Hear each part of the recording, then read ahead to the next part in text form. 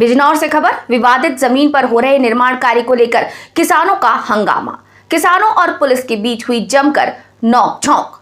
किसान भाकियू अराजनैतिक नेता का आरोप, पुलिस करा रही जमीन पर अवैध कब्जा। किसान नेता दिगंबर सिंह ने पुलिस क्षेत्राधिकारी नगीना की भूमि बताई संदिग्ध।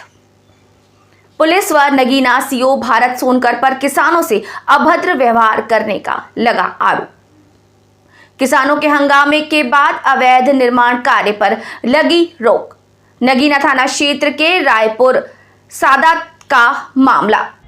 जी एक कल कब्जा किया जा रहा था रायपुर सादात में जमीन पर, आप लोग वहाँ पहुंचे, क्या पूरा मामला? एक जमीन है रायपुर नगीना देहात थाने में, 212 नंबर है।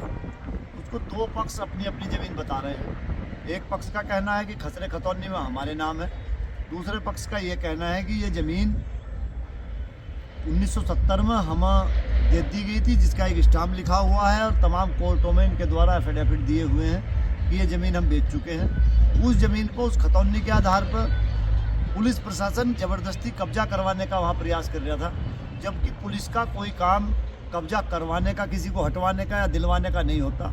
वहाँ जो क्षेत्राधिकारी नगीना, उनकी भूमिका इस पूरे प्रकरण में संदिग्ध है और वो इस तरह से व्यवहार लोगों के साथ वहाँ कर रहे हैं। अगर कहीं कोई विवाद होता है तो एक दरोगा भी जाकर वहाँ रुकवा देता है। कल हमें भी जाना पड़ा, हमारे साथ सैकड़ों लोग भी थे और हमें वहाँ बैठना भी पड़ा धरने पे, तब जाकर वो निर्माण कार्य रुका, काम बंद हुआ।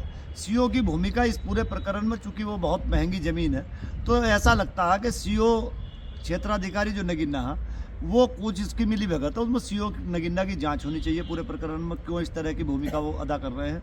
और कोई वहाँ सांप्रदायिक माहौल पैदा करने की कोशिश की जा रही थी, इस तरह की कोशिशें नहीं होनी चाहिए।